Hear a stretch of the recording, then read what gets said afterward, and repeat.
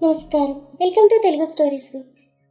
మన ఛానల్లో కథలు మీకు నచ్చితే తెలుగు స్టోరీస్ బుక్ ఛానల్ని సబ్స్క్రైబ్ చేసుకోండి. అలాగే లైక్ చేయండి, షేర్ చేయండి, కామెంట్ చేయండి, హైప్ ఇవ్వండి. ఈరోజు కథ lover come husband episode 2. Rishi enter అవ్వడంతో సుకృతి లేచి వెళ్తుంటే విశ్వకృష్ణ తన వెనకే వెళ్తారు. సుకృతి వెనక్కి తిరిగి, మీరిద్దరూ ఎక్కడికి అని అడిగింది. మీరెక్కడికో మేమక్కడికే అన్నాడు విశ్వ. సుకృతి తలకొట్టుకుంటూ, నేను కొంచెం పర్సనల్ కాల్ మాట్లాడొస్తానంటూ పక్కకు వెళ్ళి ఎవరికో ఫోన్ చేసింది. అవతల వాళ్ళు ఫోన్ లిఫ్ట్ చేసి, హాయ్ కృతి, ఏంటి ఈ టైంలో అన్నారు. సుకృతిని తనకు బాగా కావాల్సిన వాళ్ళు ఇంకా ఇంట్లో కృతి అని పిలుస్తారు. తను విసుగ్గా ఆ రిషి వచ్చాడనగానే అవతల నుంచి, ఎక్కడికి? ఇక్కడికే. కృతి బేబీ, సరిగా చెప్పు. నేను ఇవాళ కాంపిటీషన్కి జడ్జ్గా వెళ్తున్నాను చెప్పానా? చెప్పావు. ఇక్కడ ఇంకో జడ్జిగా రిషి వచ్చాడు. అవునా, నేను చూశాడా? ఇంకా లేదు. నేను ఇక్కడ ఆర్గనైజర్స్తో మాట్లాడి వెళ్ళిపోదాం అనుకుంటున్నాను. ఎందుకు? వాడు వచ్చాడనా? నోనో, నువ్వు అసలు నా కృతివేనా? ఏం మాట్లాడుతున్నావు? వెళ్ళి నీ పని నువ్వు చూసుకో. వాడిగాన్ని జోలికొస్తే ఊరుకోకు, పిరికి పప్పులా ఏడవకు, మాటకు మాట సమాధానం ఇవ్వు. అర్థమైందా? జాగ్రత్త. అర్థమైంది. విశ్వకి ఫోన్ ఇవ్వు. ఎందుకు? తనకి ఇవన్నీ తెలియడం అవసరమా? ఏం చెప్పను కానీ ఇవ్వహే. ఓకే అంటూ కృతి వచ్చి ఫోన్ విశ్వకి ఇచ్చింది. విశ్వ హోటల్ వాయిస్ విని, చెప్పండి అన్నాడు. చూడు విశ్వ, రిష్విక్ అని సినీ హీరో ఎవరో వచ్చాడట. జాగ్రత్త, అతనికి తన మాటే నెగ్గాలనే పంతం, ఈగో, పొగర్లాంటి లక్షణాలు చాలా ఉన్నాయి. సో జాగ్రత్త. అతను కృతిని ఏమైనా అంటే ఊరుకోకు. కృతి కూడా తిరిగి జవాబు ఇవ్వగలదు. కానీ తను ఎవరితో గొడవ పడదని నీకు తెలుసు. తనకు సపోర్ట్ ఇవ్వు, ఓకేనా? అయ్యో తప్పకుండా, అది నా బాధ్యత అంటూ విశ్వజిత్ ఫోన్ కట్ చేసి సుకృతికి ఇచ్చేశాడు. సుకృతి వెళ్ళేసరికి రిషి వచ్చి కూర్చున్నాడు.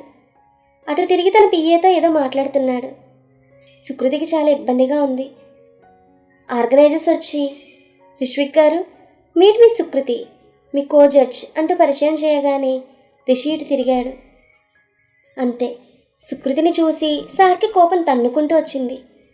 పైకి లేచాడు. ఎవరికి ఏం చెప్పకుండా వెళ్ళిపోతుంటే ఆర్గనైజర్స్ ఏం అర్థం కాక రిషి వెనకే వెళ్ళి, ఏమైంది సార్, ఎందుకు వెళ్ళిపోతున్నారని అడిగారు. నాతో జడ్జ్ చేయడానికి నాకన్నా హై రేంజ్లో వాళ్ళు, లేదంటే అట్లీస్ట్ నాతో ఈక్వల్ వాళ్ళు రావాలి. అంతేకాని నా పక్కన కూర్చోవడానికి అర్హత లేని ఇలాంటి వాళ్ళని తెస్తే నాకు ఇరిటేటింగ్ అనిపించింది. అందుకే వెళ్తున్నాను. ఆ మాట వినగానే విశ్వజిత్కి కృష్ణకి కోపం పీక్స్కి వెళ్ళింది. అంతే, ఇద్దరు రిష్విక్ దగ్గరకు వెళ్ళి ఒక్క తోపు తోశారు. ఆ తోపుకి ఎగిరి అవతల పడ్డాడు రిష్విక్. ఆయన బౌన్సర్స్ కూడా అక్కడ లేరు. ఆ ప్రోగ్రాంకి వచ్చిన వాళ్ళకి స్పెషల్ లంచ్ ఏర్పాటు చేస్తే అక్కడికి వెళ్ళారు. రిష్విక్ పిఏ మేఘమాల వచ్చి, అయ్యో సార్ లేవండి అని పైకి లేపింది. రిష్విక్ కోపంగా పైకి లేచాడు. మేఘమాల విశ్వజిత్ వైపు వెళ్ళి, you idiot, how dare you to do this అంటూ చెయ్యెత్తి కొట్టబోయింది. సుకృతి వచ్చి ఆమె చేయి పట్టుకుని గట్టిగా కిందకి దించింది. మైండ్ యువర్ లాంగ్వేజ్ అని వేలు చూపించింది. ప్రోగ్రాం కండక్ట్ చేసే వాళ్ళకి ఏం అర్థం కాలేదు. వాళ్ళలో ఒకతను ధైర్యం చేసి రిష్విక్తో, సార్ మీరేమనుకోకపోతే ఒక మాట, సుకృతి మేడం గురించి మీకేం తెలియకలా మాట్లాడుతున్నారు. మీతో ఈక్వల్ స్టేటస్ అంటూ ఏదో చెప్పబోయాడు. రిష్విక్ చేయి అడ్డు పెట్టి ఆపుతూ, ఏంటి ఆమె స్టేటస్, వంట చేయడమా? రబీష్ అంటూ సుకృతిని వెటకారంగా చూశాడు. ఉంటే ఆమెనా ఉండాలి, లేకపోతే నేనైనా ఉండాలి, తేల్చుకోండి. ఇంతలో మేఘమాల అందుకుంటూ, మనం ఎందుకు వెళ్తాం సార్, వాళ్లే వెళ్తారు. మీలాంటి స్టార్ హీరో ఎక్కడా, ఆమె ఎక్కడా అంది. విశ్వ ముందుకొచ్చి, ఏంటి ఎక్కువ ఆగుతున్నావు, ఒక్కటిచ్చానంటే చూడన్నాడు. రిష్విక్ చిరాగ్గా ఫేస్ పెట్టి, డిస్కస్టింగ్ అంటూ, చూసారా ఆమె మనుషుల లాంగ్వేజ్, అందుకే అన్నాను నా రేంజ్ వాళ్ళు కాదని అనేసరికి సుకృతి అందుకుంటూ, హలో మిస్టర్ రిష్విక్, నా స్టాఫ్ని ఏదైనా అంటే నేను ఊరుకోను. ఏంటి ఇందాక నుంచి చూస్తున్నాను, ఏంటి నీ స్టేటస్ లెవెల్ అంటూ తెగరెచ్చిపోతున్నావు, నాకు తెలియదా నీ గురించి అంటూ గొంతు పెంచి మాట్లాడేసరికి అక్కడున్న పార్టిసిపేట్స్, ఆర్గనైజర్స్ అందరూ ఆశ్చర్యంగా తన వైపు చూస్తున్నారు. అసలు ఈ ప్రోగ్రాం జరుగుతుందా అని వారందరికీ డౌట్ వస్తుంది. ఇంకా లాభం లేదని అసలు ఎవరైతే ఈ కాంపిటీషన్ అరేంజ్ చేశారో తనకు కాల్ చేశాడు అక్కడి మేనేజర్. హలో చాణక్య సార్, ఎక్కడా?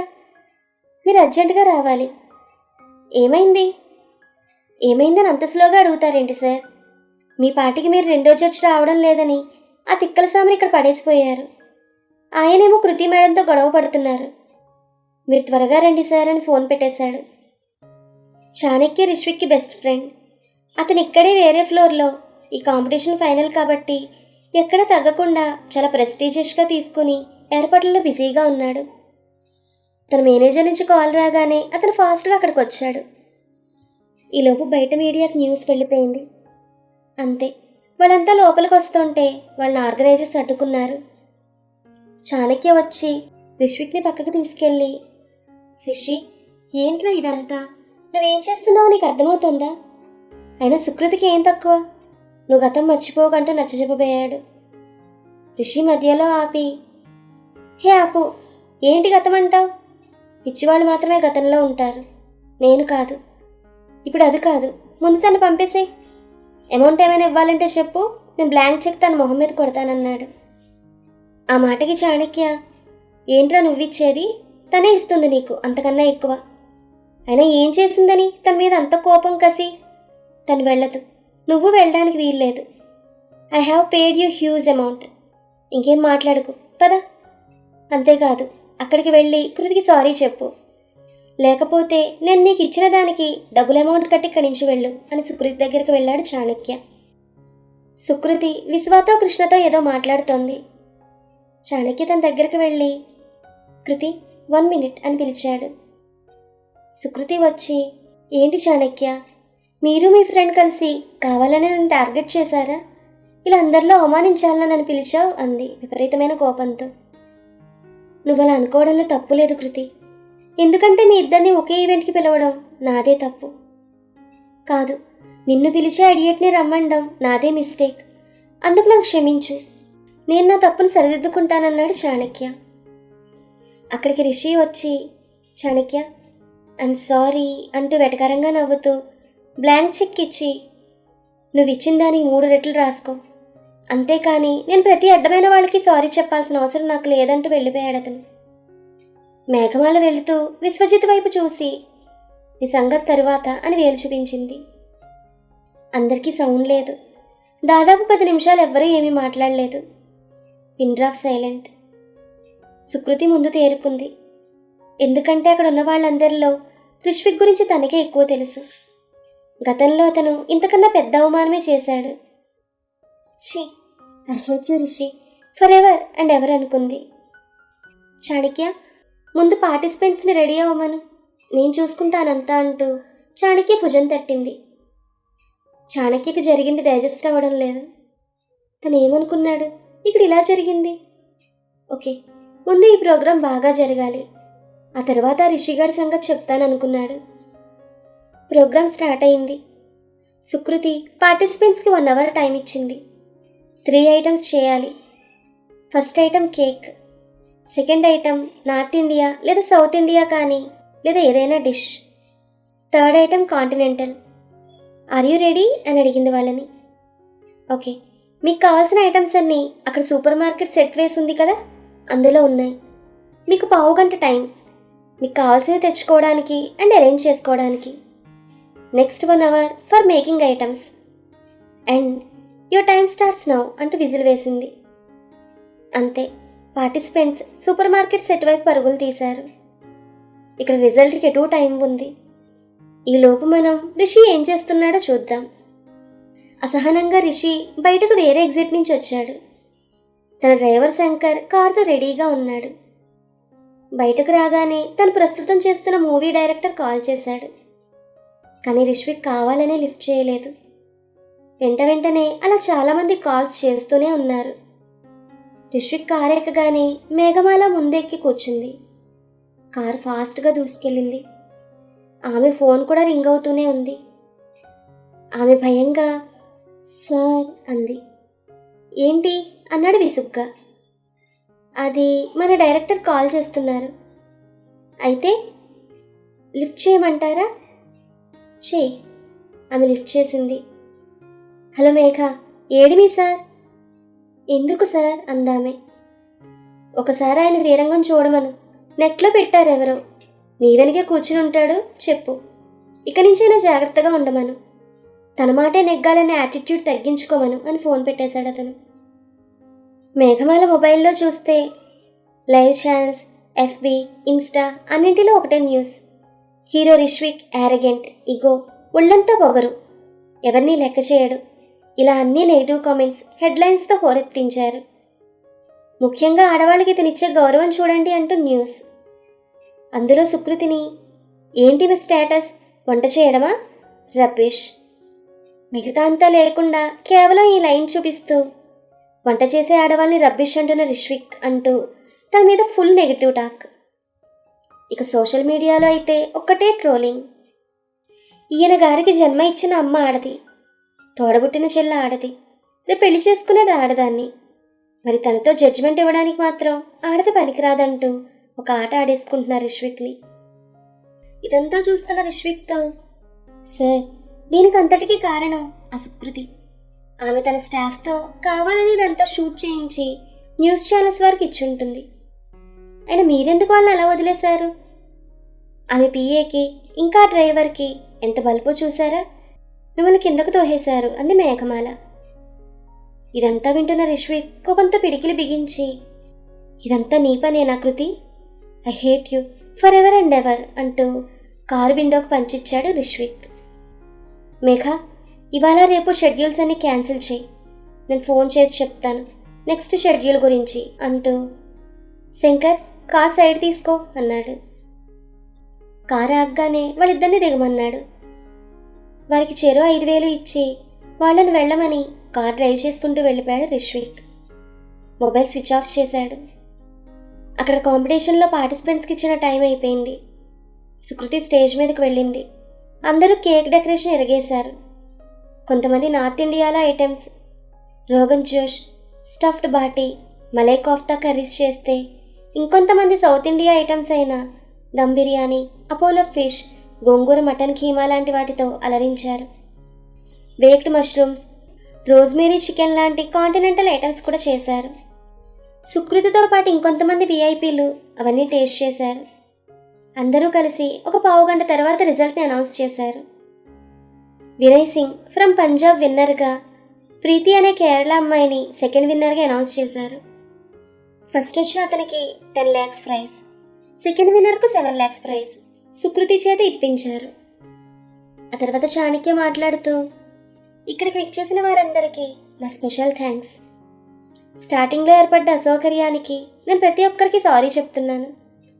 అలాగే తనకంత పెద్ద అవమానం జరిగినా ఇక్కడ కాంపిటీషన్ని సక్సెస్ చేసిన సుకృతికి స్పెషల్ థ్యాంక్స్.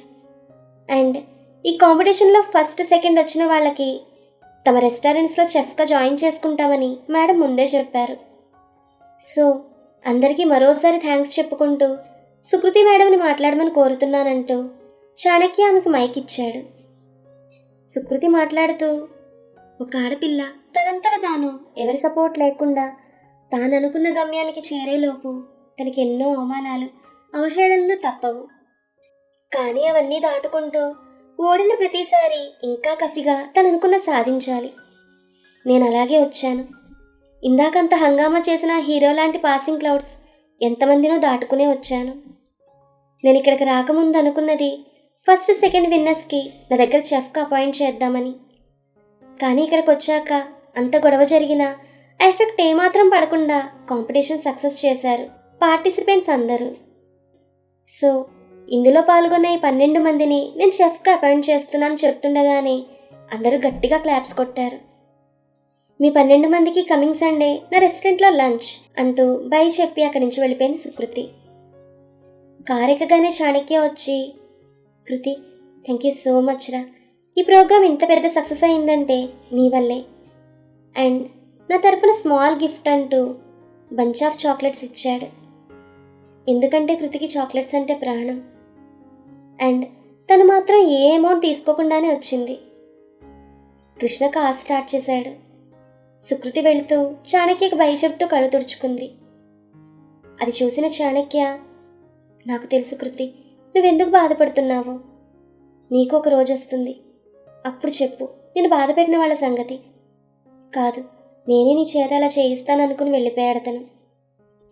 మర్నాడు ఉదయం 8 గంటలకు ఇంటికి చేరాడు రిష్విక్. అది తను ఎంతో ఇష్టంతో కట్టుకున్న విల్ల. ప్రతిదీ తన టేస్ట్కి తగ్గట్టు, తన రేంజ్కి ఏమాత్రం తగ్గకుండా ఏర్పాటు చేసుకున్నాడు. తను వెళ్ళేసరికి గార్డెన్లో వాళ్ళమ్మ, ఆమె భర్త కూర్చుని పేపర్ చదువుతున్నారు. కారు ఫాస్ట్గా దూసుకొచ్చింది. అందులో నుండి దిగి లోపలికి వెళ్ళబోతుంటే వాళ్ళమ్మ, రిషి ఇటురా అంది. కానీ తను ఏం వినపడినట్లుగా లోపలికి వెళ్ళాడు. ఇక తప్పదన్నట్లు వాళ్ళమ్మ, ఆమె భర్త కూడా లోపలికి వచ్చారు. రిషి హాల్లో సోఫాలో కూర్చోగానే ఒక సర్వెంట్ వచ్చి షూ తీస్తున్నాడు. వాళ్ళమ్మ తన పక్కనే కూర్చుంటూ, ఏంట్రా న్యూసెన్స్, నిన్న మా క్లబ్లో ఉండగా అందరూ ఫోన్స్ పట్టుకొచ్చి చూపించడం, పరువు పోయిందనుకో.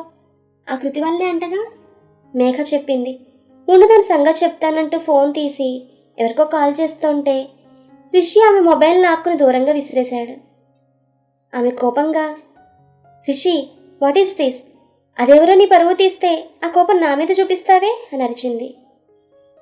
ఆ మాటకి రిషి పెద్దగా, ఏంటి నా ఇంట్లో ఉంటూ నా సొమ్ము తింటూ నా మీద నోరులేస్తోంది, పోనీలే అని ఇంట్లోకి రానిస్తే ఏంటి నీ పెత్తనం నా మీద అని అడిగాడు అతను. పక్కనే ఉన్న ఆమె భర్త, అదేంటి రిషి, పెద్దంతరం చిన్నంతరం లేకుండా మీ అమ్మని అలా అంటావన్నాడు. రిషి పైకి లేచి, మధ్యలో నువ్వే బట్రా నన్ను క్వశ్చన్ చేయడానికి అనగానే వాళ్ళమ్మ, Rishi hold your tongue, he's your father అంటూ నోట్ల మాట ఇంకా బయటకు రాకుండానే అక్కడ టీపై మీద ఫ్లవర్ వాస్ పగిలింది. దాని కాస్ట్ 25,000.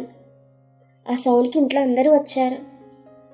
రిషి వాళ్ళ అమ్మ దగ్గరకు వచ్చి చేయి గట్టిగా పట్టుకుని, ఇంకోసారి వాడు నాకు నాన్న అంటే చంపేస్తాను, వాడేమైనా నన్ను కన్నాడా, మా నాన్న ఎప్పుడో చనిపోయారు, నీ వల్లనే, నీ ఆనందం కోసం నేను చేసుకుని అంటూ అలా ఆమె తిట్టి, ఇంకోసారి నాకు వార్నింగ్ ఇస్తే నీ ఫ్యామిలీ మొత్తం ఇక్కడి నుంచి వెళ్ళిపోవాల్సి ఉంటుంది అంటూ తన ఫ్లోర్కి లిఫ్ట్లో వెళ్ళిపోయాడు రిషి. అసలు రిషికి ఎందుకంత కోపం? రిషి వాళ్ళమ్మ రెండో పెళ్లి చేసుకోవడం వల్లనే రిషి ఇలా మారిపోయాడా? ఈ కథ మీకు నచ్చితే please like, share and subscribe to our Telugu stories book. Thank you.